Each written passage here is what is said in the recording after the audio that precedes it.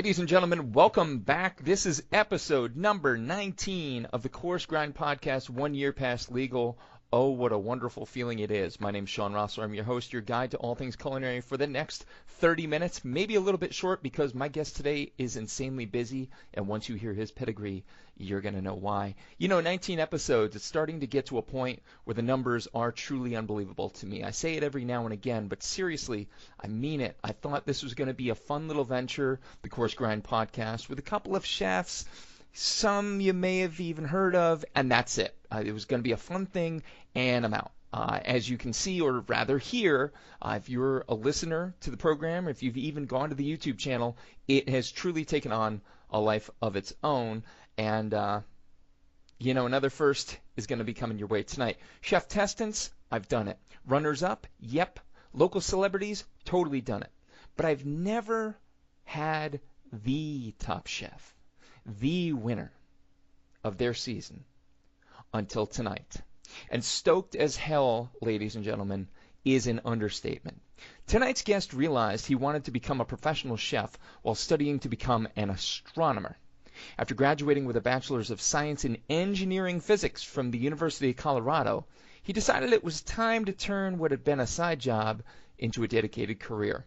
Our guest's passion to cook professionally drove him to work his way up through the restaurant ranks, where he worked under the guidance of established chefs such as, no big deal, Wolfgang Puck, Kevin Taylor, Sean Yance, and Dave Query, ultimately landing his first chef position at Boulder's Dandelion restaurant in 2001.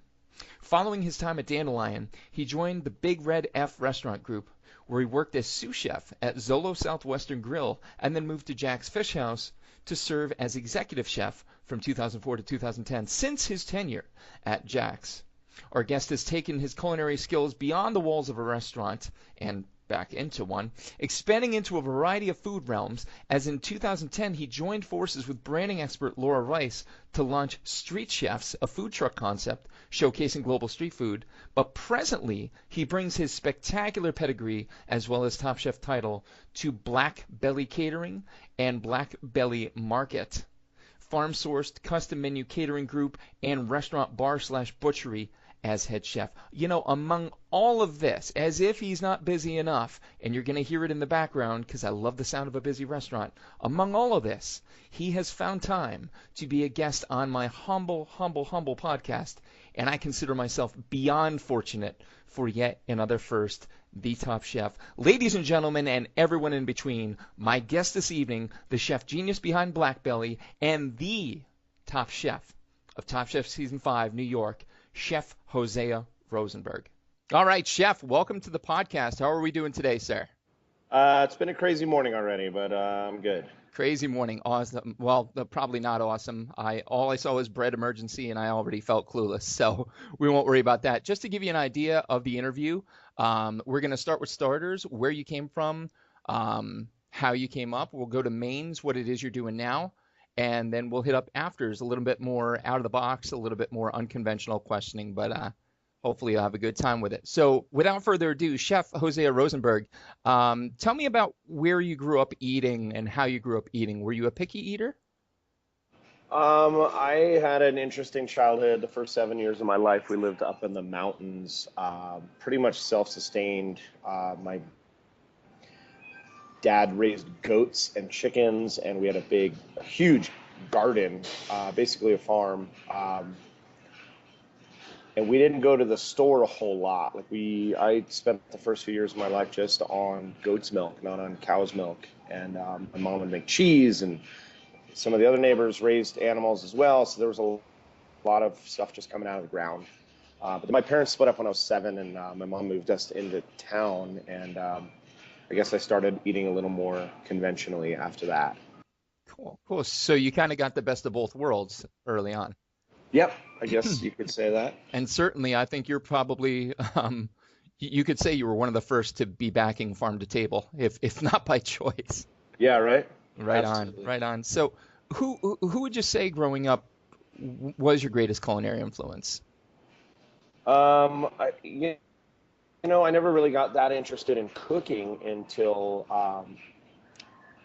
like college, I guess. I worked in a couple restaurants in high school, but it was more social. I was just trying to be in fun places. A lot of my friends had restaurant jobs, so I kind of followed in their, path, and worked in a couple kitchens, but I never was as fascinated with food until later on. But I fell in love with the lifestyle and the culture of restaurants early on. I just guess I never got too consumed with cooking until probably about halfway through college or so. I basically worked in restaurants the whole way through my college career and started working in nicer restaurants. So once I finally worked in a fine dining place, my eyes started to open into what food can really be.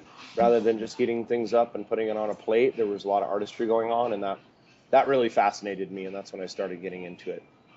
Yeah, and I'm certain you do as well, based on your life story. But the lifestyle seems to be kind of the gateway drug to the career, wouldn't you say?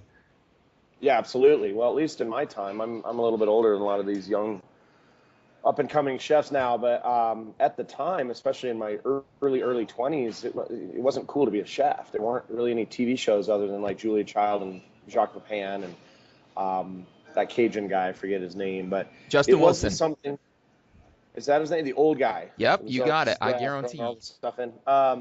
Yeah, I guarantee. So it wasn't something I was doing for fame or money or attention. It was simply because I was really fascinated by not just the artistry of food, but the science of it and the flavor, Now I hear you. the flavors you can coax out of things. So Yeah. that's kind of, my background. Cool. Yeah, no, I had Josh Valentine on, and he's got 3 daughters. I've got 3 sons, and we're of same age. We didn't admit to it, but yeah, there was this time that nobody knows of now when it wasn't necessarily the cool thing to do, that there was a little more to it than that. So cool, man. So let's kind of bring it into the present now then. Looking at what you do now, Black Belly, catering, and as well as all your endeavors, where do you think you draw your inspiration from the most when it comes to your culinary design? That's really hard to say. I've had so many different influences. I've worked for a lot of different chefs. I've worked in a lot of different types of restaurants over my career. I'm very influenced by the seasons, and right now the restaurant, we're very butcher centric.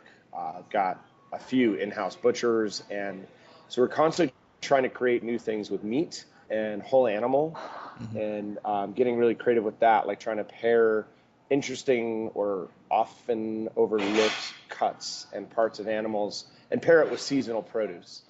So it's very much inspired by the farm and the seasons, I guess. Oh, yeah, and obviously now that I know where you came from, your upbringing, at least to an extent. Yeah, definitely. Cool.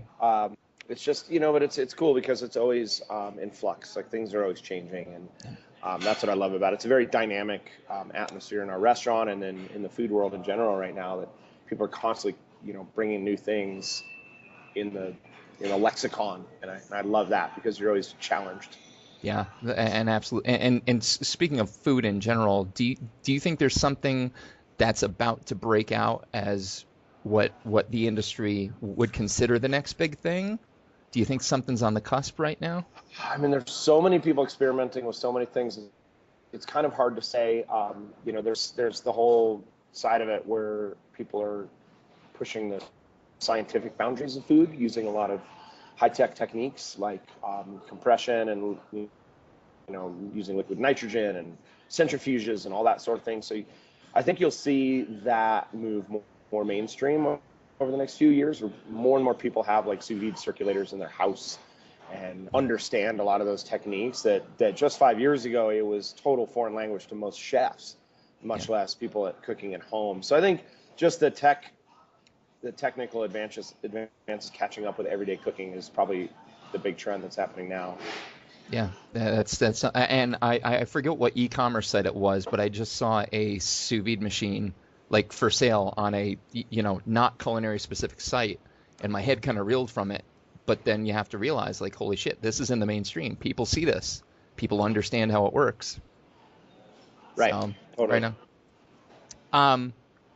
With that said, is there anything going on right now that you're just ready to see go away? Is there something that became popular that you really wish wouldn't have?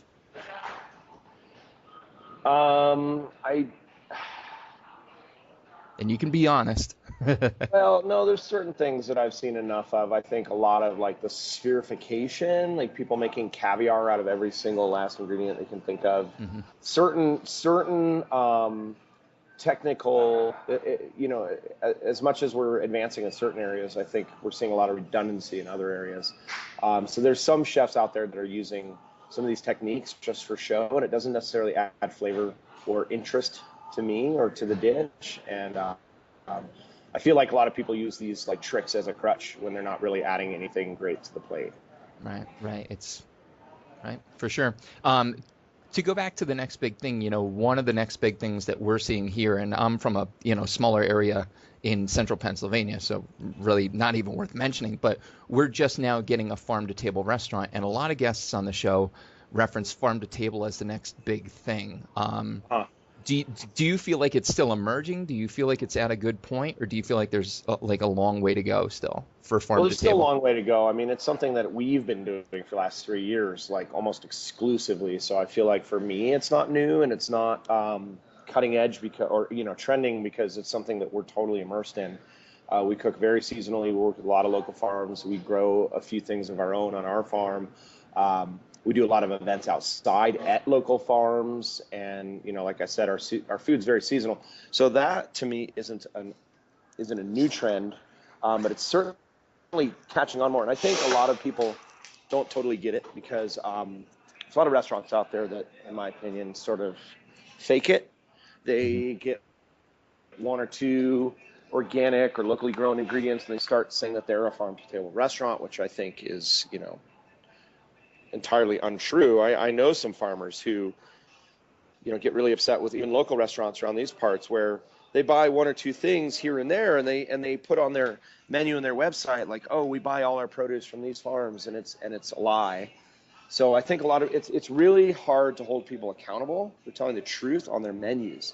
And so even though the farm to table thing is becoming pretty almost ubiquitous with like higher end dining, I don't think everyone's really following through. It's very expensive to buy local and organic.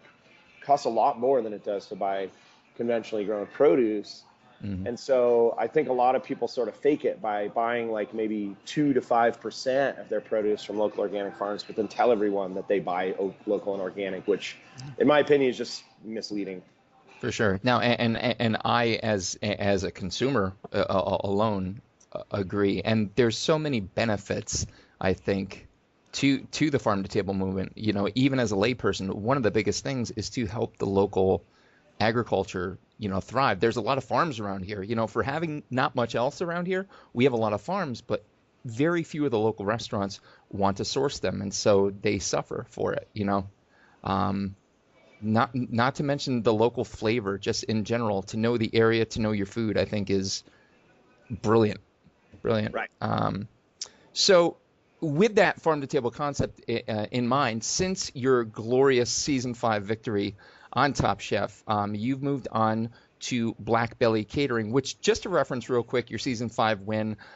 There are still moments when my wife and I are cooking in the kitchen and one of us will mess something up and the phrase "fuck you, Hosea" comes out of our mouths. I want you to know that has stuck, that has stayed. So I don't That's know if you're still in touch with Stefan, but that's a hell of a line, and I we still use it to this day. But anyway, getting away from that, since Top Chef, you've moved on to now Black Belly Catering. Can you tell me a little bit about that? Well, I opened Black Belly Catering about 3.5 years ago, and it was something that I was just really inspired to do by seeing some people in California actually with their kind of mom and pop catering operation, but they grew almost everything that they cooked. So their pork, their beans, their hot sauce, their lettuces, everything was coming from their farm, and I was really inspired by that and wanted to do something like that here. So I partnered up with a friend, and he had some farmland, so we started raising some pigs and growing some produce, and I started doing really high-end boutique events as a catering business, but a farm-to-table caterer that was doing everything from scratch. But since then, I've actually opened a restaurant, so that's my big thing now is Black Belly Market, which is our new restaurant. They're open 4 months ago, and Black Belly Catering is part of that. But my main focus, the thing that takes 99% of my time now, is this restaurant, and it's huge. We're super busy every day. We've got a butcher shop attached to it, so we're working with local farms, locally raised meats, humanely raised meats. We're doing fresh sausages, smoked meats. We have a charcuterie program. We're doing lots of cured meats. And all of that is featured in the menu as well as in our market menu, which is kind of a grab-and-go counter that we have as kind of a side to the restaurant. And then I also have a food truck, plus we're still doing the catering. So I've got a lot of balls in the air right now. Wow. Yeah, you are not kidding. By the way, folks, that Black Belly Market is blackbelly.com, 1606 Conestoga Street, number 3 in Boulder, Colorado. Is that correct, Chef? Yes, it is. All right, awesome. 303-247-1000 for that. Blackbellycatering.com, 303-247-1000 as well. So, yeah, you definitely do have a lot of items going for you right now, keeping you busy. What's your 5-year plan from this point, Chef? I mean, are you loving what you're doing? Clearly, you grew up farm to table. You're doing farm to table now. That's got to be rewarding. Super rewarding. As far as the 5-year plan goes, I mean, number one on the list is to pay off my investors. So I have a little more freedom with what I do. I had to borrow a lot of money to open up this restaurant and put it all together. And so far it's going great, but there's a lot of debt that I have to deal with. But the main focus is really growing the brand. Like I said, we have this butcher operation plus the restaurant plus the catering. And we want to get into wholesaling as well. So once we really get our butchery program up to speed, we want to start selling wholesale to other restaurants and markets to where they will carry our cured meats and our fresh sausages and many of our products that we're making in-house. I'm just trying to grow the brand Black Belly. Sure. And if I open up new restaurants, they will be under kind of that same umbrella. Awesome. That sounds amazing. So last portion of the interview, Chef, not to keep you busy. I can hear your restaurant in the background, and that's an amazing sound in and of itself. The afters portion, a little bit more out of the box. If I'm standing in your kitchen, which I kind of am by proxy right now, which is pretty awesome, what music or sounds would I hear? Well, depends on if you're in the dining room or the kitchen. Every restaurant I've ever worked at, it's a battle for the radio in the kitchen because we've got a few guys that are from Mexico. I've got guys from the East Coast, guys from the West Coast, some hip hoppers, some reggae lovers. So it's a battle. So usually when I come in early and my Mexican prep cook is in there, he's jamming out to some Mexican music, and I'll tolerate that for a while, and then I'll put on my rock and roll, and somebody else will put on like one of my sous chefs. He loves techno, which I can't stand. So it just changes all the time. And in the dining room, we just have we'll have like the Avett Brothers station on, or Nice. Black Keys, or something a little edgy but fun and like good beat, but nothing. Our restaurant is lively and it's kind of loud and it's fun, and the music, I try to put on sort of universal music, if that makes sense. A little bit of rock and roll, but something with good beat that most of the people that are sitting in our dining room will be okay with. Awesome. And speaking of front of the house, back of the house, how's your mouth in the kitchen? I mean, well, we have a huge open kitchen. Our hotline, where all the food gets made and prepared and plated up on, is like an expo kitchen. And so there's actually counter seats right at our kitchen. It's basically sitting in a bar. So we can't lose our cool working because everyone is watching us work. Like, people are literally sitting 3 feet from us watching us cook. So, and it's totally on purpose. I wanted this kitchen to be very open, and I'm all about transparency. People can really see what we're using and how we're cooking things. But because of that, you can't be fighting, you can't be bickering, you certainly can't be swearing. Right. If somebody loses their shit on the line, it's noticed by the entire dining room. Exactly. So my cooks have to have a level of self-control that a lot of restaurants don't necessarily. I think that's awesome. That probably leads to better results from them. Absolutely. They just stay more professional throughout the night. Then Cool. no dirty jokes, just no bullshit. Right on, man. Right on. Hey, you're going to be stranded on a deserted island, and you can only bring 3 foods or food-like items with you. What would they be and why? Well, one of them would be duck, for sure. I'd have like a whatever you call it. I don't know if it's a gaggle or A gaggle. Yeah, sure. but duck eggs are delicious.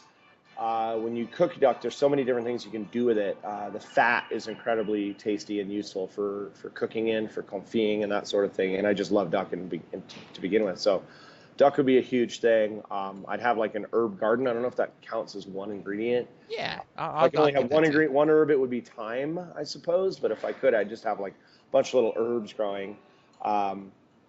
Then I'd probably need some citrus, like a lemon tree. And then from there, I can branch out and do lots of other things, depending on what else I fish for or find. Spoken like a true farm to table right there. Perfectly, self-sustaining almost. Yeah. So the podcast itself was kind of inspired by Melanie Denea. I don't know if you've ever read her books, My Last Supper. I have not. So the 50 chefs of note, and there's been a follow-up volume to it, and they ask them the same grouping of questions regarding their Last Supper. So, Chef, what would your ideal Last Supper consist of? Oh, that's tough. I actually get asked this question all the time, and my answer is always different. Partly depends on my mood. I mean, if it's just one thing, like I swear, like one of my favorite things to eat is just a perfect BLT sandwich. If it was just one bite, it would be toasty bread with thick, delicious smoked bacon and a super ripe tomato and some nice mayonnaise. Now, if it was a full meal, I would probably do some sort of classic French, like coursed out meal where there was duck on the menu and maybe some foie gras, some really great cut of steak with beautiful puree, palm puree, which is basically Yukon Gold potatoes with lots and lots of butter and cream. I would just go with like the ultra classic French dinner, and with a souffle, and call it a day. Right on, man. Right on, man. And finally, last question: what is food to you in a single word? Food is community. Food is community? Community, yeah, it brings us together. That's what I love about having a restaurant, is that so many people come in and it's communal, and hopefully they're having a great time and they're creating memories, and there's just so many fun things happening.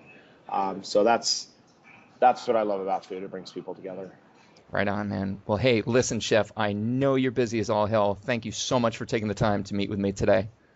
Absolutely. My pleasure. All right. Best of luck to you. Ladies and gentlemen, my guest for episode number 19 of the Coarse Grind podcast has been the top chef from season 5, Chef Hosea Rosenberg. Blackbelly.com, blackbellycatering.com, Blackbelly Market, and Blackbelly Catering, respectively. 303-247-1000, 1606 Conestoga Street, number 3, Boulder, Colorado, 80301. Follow Chef at Chef Hosea on Twitter. My producer's been Reverend Johnny Lamoria. Cinematic Pig's Feet is his podcast. Check it out.